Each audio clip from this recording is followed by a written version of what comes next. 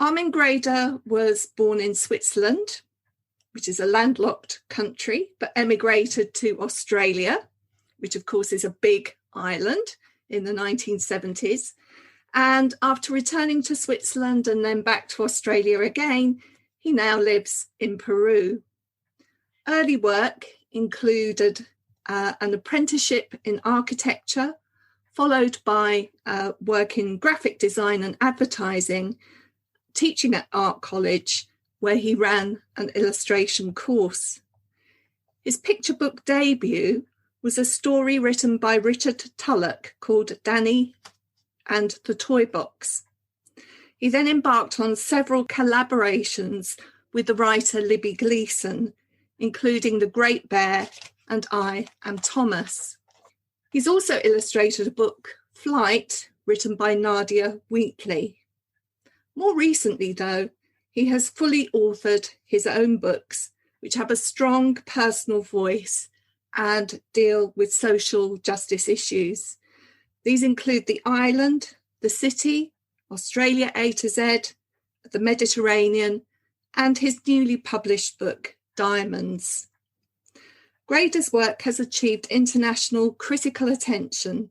He was awarded the Bologna Ragazzi Prize for The Great Bear and featured in the biannual Illustrators exhibition of Bratislava, where he was awarded the Golden Apple in 2003. And he's been nominated for the highly prestigious Hans Christian Andersen Award in 2004. I am so thrilled today to be able to welcome into the Reading Corner Armin Greder. It's a pleasure. Before we talk in detail about your work, I'm really interested to know a little bit more about how internationalism, your travel, your living in different places, how those cultures have informed both you as a person and, by extension, your work. Well, to start at the beginning, it has a lot to do with my mother, who always brought me books about travel and exhibition from the local library. And this opened my mind to, this broadened my horizon, right? And also it taught me, I wanted to travel. I wanted to see these places. And once I could, I did. I mean, when I was 16, I hitchhiked to the south of France to see the sea. And I traveled a bit around Europe, and eventually I got to Australia, because the Australian government then was looking for immigrants. And they paid you the trip under the condition that you stayed for 2 years, which was the idea. But I stayed 40 because compared to Switzerland, Australia was very liberal. I felt that I could breathe there. No? But yeah, I've always been interested in travel. I do a lot of it if I can, because it's interesting to see different people, different countries, different ways of looking at things. And yeah, it suits me. So flags, if there's one, I think there should only be one flag, and that's the one of the United Nations. Very interesting. And this international perspective, a perspective on the world, I mentioned there some of your credits for illustration, and they are all international credits. Does that bring you into contact with illustrators from around the world? And do you find that people have different cultural ways of expressing themselves in books for children? Well, no, I have very little contact with colleagues. If at all, it's in Italy, because I spent about half a year in Rome, but we seldom talk shop. One difference I could think of between other illustrators and myself is that most do books for children. I have never been interested in children. I'm an egoist. I have always been interested in the story that wants to be told and how to give it the best form possible. Even with Libby, the writing has shifted more and more towards more heavy subjects, no? Because it has been said that picture books, books for children deal with the world as it should be. Books for adults deal with it the way it is. And when we stopped the collaboration, then when I went back to Switzerland, I just forgot about how it should be, and I dealt with how it is, because that's what I'm interested in and certainly, and particularly about the negative aspects of how the world is. Very interesting. Certainly, when I read your books, I would certainly read them with older children and adults, university students. I certainly don't see them as being books for children, although there's no reason why children shouldn't have access to them if it's appropriate. I wanted to talk about your great new book, Diamonds, which I think can be viewed as a development of all the social justice issues that you've written about and are at the centre of your other books. But I also noticed some differences. Perhaps we should start by telling our listeners a little bit about what Diamonds is about. It's a critique of the diamond mining industry and the people that benefit from that. But it starts in a domestic setting with a woman trying on a pair of diamond earrings and her daughter, Carolina, asking, as children do, lots of questions about the earrings that she's putting on. It seemed to me that this was a little bit of a departure in having a named child in the book. What was the thinking there? There are two names in there, Caroline and Winston. I wanted to use names that hint at a certain class of people. That's where it comes from. Also, no, there's three names. There's also Amina, the African domestic help. And you had this dialogue, which I think, because I think the words, although there aren't many in your books, the words are very important and very carefully chosen. Why start this particular story with a dialogue in this way? Well, I am, to the contrary of Libby, with whom I've been working a lot. She is able to sort of pick a theme and then write about it. I can't do that. I don't go out and look for stories. They come to me. And so an idea comes and sort of sets in, grabs hold, and turns around in my head. And I don't know what to do with it and how to tackle it. It's all very fluid. And then eventually some crucial thing happens. In the story, in the case of Diamonds, it was the girl. And it's the nightmare. For a while, I sort of actually called the story Nightmare in a double sense. So that the idea of a girl who's dreaming and the dream turns into reality and then comes back. It's circular. This is an epiphany, that came to me. While you're talking about the words at the end of the story, it's Amina who says to the girl's mother when she comes home, obviously she's been looking after her while her mother's been out wearing her diamond earrings. And she says, "Why is Carolina crying?" And the nursemaid says, "It was only a nightmare. Don't worry, it was only a nightmare." And I thought that choice of the word only was, again, how every single word counts. That's precisely the idea. I started writing only very late because my education at school in Switzerland taught me that I could not write. That was something for very gifted, special people. So writing to me is far more difficult than drawing. And I can only write short things, but at the same time, I love playing with words. I sort of check them and weigh them to get the right one. So there's more thought in these words than meets the eye. Yeah. Well, I want to tell you that I think you are an excellent writer. And I think every word does count and every word is powerful in what you write. And maybe the struggle has resulted in a good thing.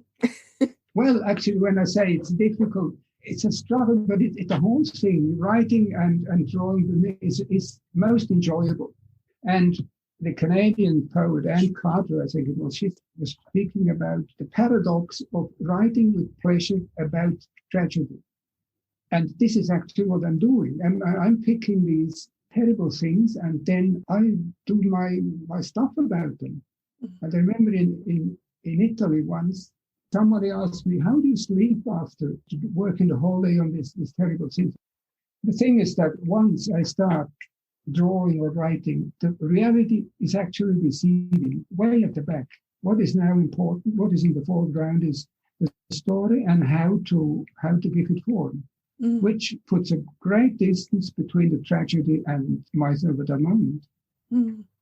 We haven't even started talking about the artwork in the book yet, but I've noticed in several of your books, although they might start with words, the pictures take over and words become redundant, and then the storytelling is wholly through the images. To me, illustration is actually in the service of the story. So in the ideal book, illustrated book or picture book, if you only take the words, they sort of make sense. If you take only the images, yes, they give you a certain impression, but it's very vague. It's only when they come together that it's all about this, the relation between image and text. Even when there are no words, underneath there is a story which could be told in words, right? So this to me is crucial. And that's where occasionally I have a problem when people send me manuscripts and puts everything already in the words. So what do I do if my image is only paraphrased what's already written? Why bother? And in that sense, Libby has been really exceptional. In The Great Bear, for instance, the words stop in the middle of the story.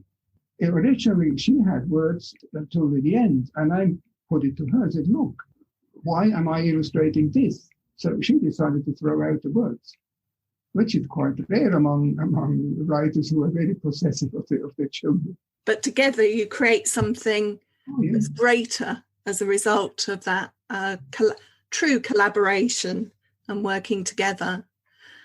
I'm interested that a couple of times you've talked about the importance of the story.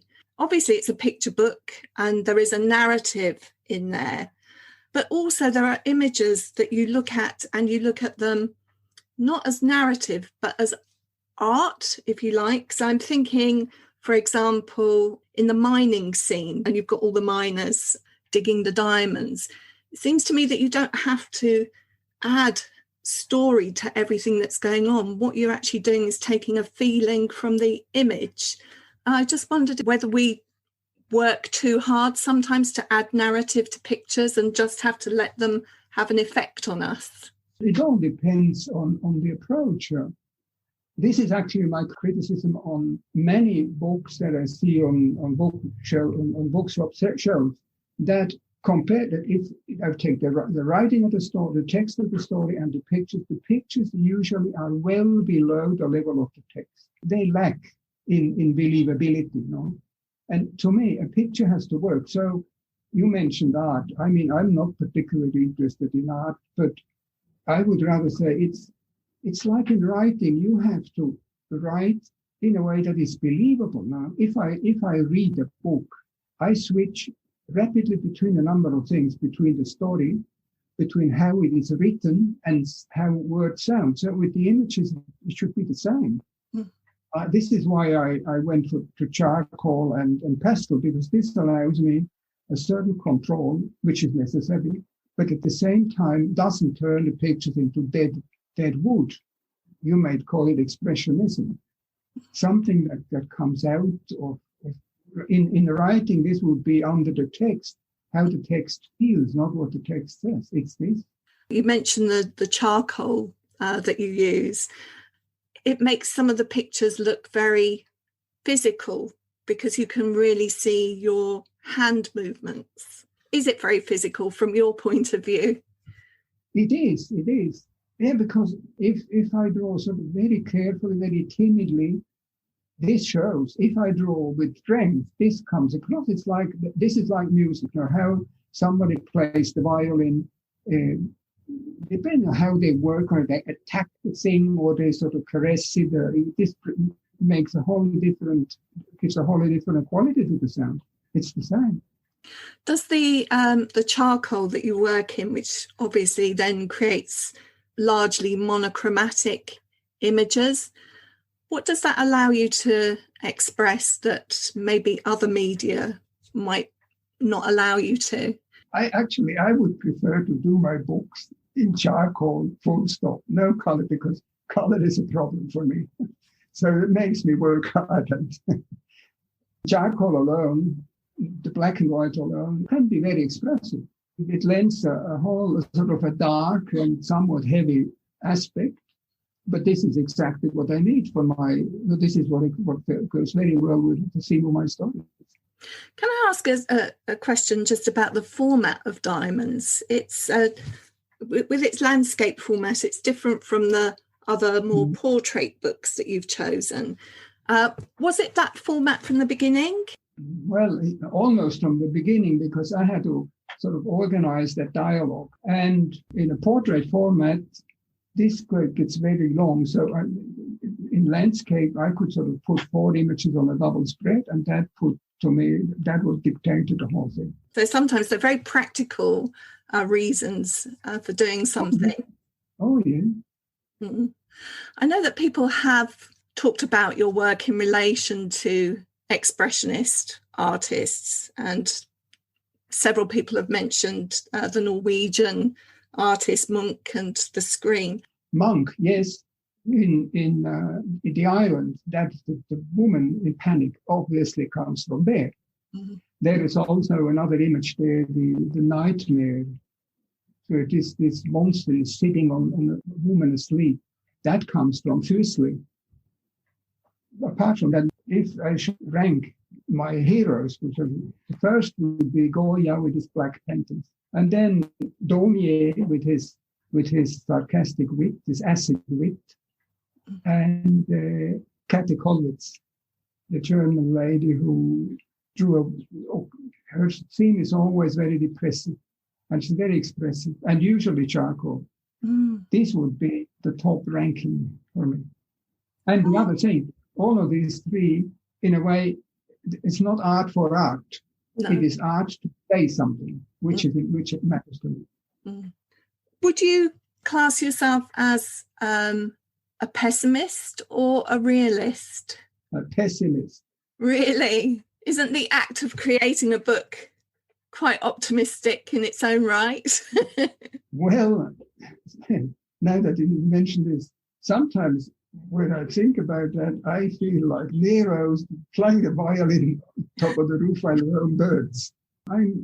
Maybe it's even sort of a morbid interest in seeing the world going down the drain. A number of people have sort of said to me over time, why don't you do something positive once? It doesn't occur to me.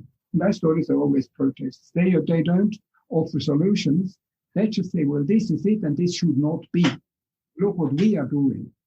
However, the very act of somebody reading a book like Diamonds, seeing that tiny little diamond held in the tweezers and the scale of that compared with the scale of the human suffering, I can't but help feel that anybody who reads this book will never buy anything with a diamond in it.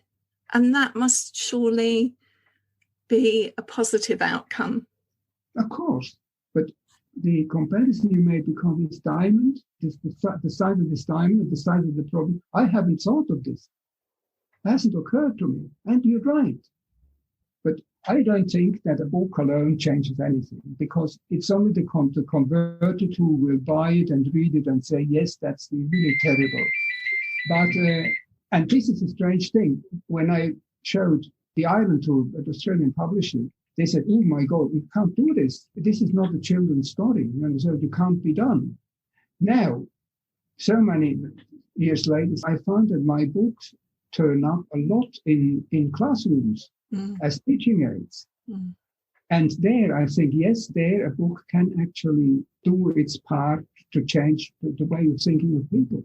Yeah. It's that start of a dialogue that we need. I agree with that. I think just wanted to pick up on some of the other stories as well, the island and the Mediterranean and the city. Really interested in that kind of pared back text that you use. in the Mediterranean, there are words only right at the beginning of the book, before the story, in a sense. They're on a plain white double-page spread, and they just read, after he had finished drowning. Such an interesting choice of words. After he had finished drowning, his body sank slowly to the bottom where the fish were waiting. And those are the only words that you needed for what is essentially a circular story. And it sort of elevates, and I find that with other examples of your books, it elevates them above a specific instance of what's happening and makes them much more universal, almost allegorical. I think every book that is worth reading comes somehow from something personal of the author, right? The point of view or an experience or something like that. Now, with the Mediterranean in Italy, I like eating fish, but frequently I would ask myself, but how many dead refugees am I eating when I eat that fish? That's the idea started. But then this crucial moment happened when someone told me about her grandmother, who one day refused eating fish because she didn't want to eat immigrants. And in that moment it clicked. I saw this drowning thing and the words sort of roughly appeared. I worked a long time on these words, and when you mentioned that they had finished drowning, I wanted to show what it means, drowning. But again, this circular story is, the story almost dictated that. I suppose I wanted to ask you as well, what you're working on next. There are actually two books. One will come out next year in Italy. It's about the environment and how it goes down the drain. Again, it has very few words, and they're mostly at the beginning, and the rest is just images about what we are doing to the earth, to the environment. Mm. And the other may come out a year after. It's called The Journey, and it's in a fictive ocean liner where the three classes, the luxury passengers who eat, who dine with the captain, and then those further down, and the steerage, and then the workers at the bottom. And water enters the ship, so it gradually fills up now. And it ends with the ship being sort of half submerged, and the machines are dead. There's no more electricity, so the captain invites the first-class passengers to a candlelight dinner and gets the band to play Ravel's Bolero to drown the screams of those who are drowning below. Another pleasant thing. It's just been such a privilege and a pleasure to talk to you today, all the way from Peru, which is amazing. And I look forward to many deep conversations with the young people that I work with, sharing diamonds with them. Thank you so much. That was been a great pleasure. Thank you for inviting me.